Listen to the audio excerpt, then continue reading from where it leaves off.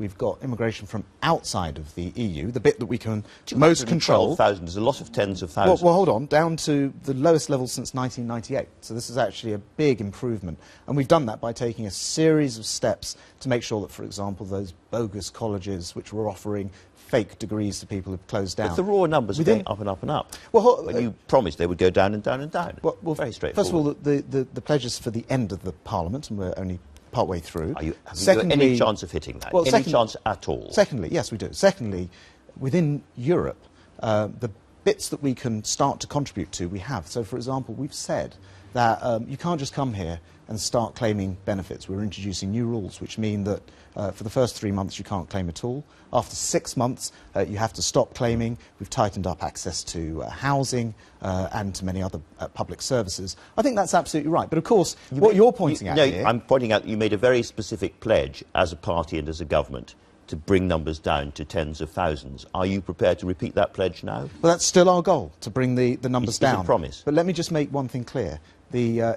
From outside the EU, we've made huge progress on this. But inside the EU, you have no effect at all. You've got no control of this, really. What's happened recently is, for example, countries like Spain, Portugal, Italy, the older countries within the EU, those are the citizens who've been moving. But we do think that to have further impact, we need to have reform within Europe. And, of course, that's why we're offering a referendum with a renegotiation. Which takes us to Angela Merkel, who said that she might go some way towards looking at benefit tourism, so-called, but in terms of free movement, really wasn't prepared to move at all. And she made it very clear she is committed to a stronger, more centralised European Union, not a radically changed, decentralised one. She's not somebody who can save your bacon, is she? That's not what I heard, actually. I say this. She said very clearly in the press conference that she did with the Prime Minister, where there's a will, there's a way. And she cited specifically... But she also said, those who want radical reform, you will be disappointed, she said. Well, hold on. She cited specifically another area where people said, oh, it will be impossible.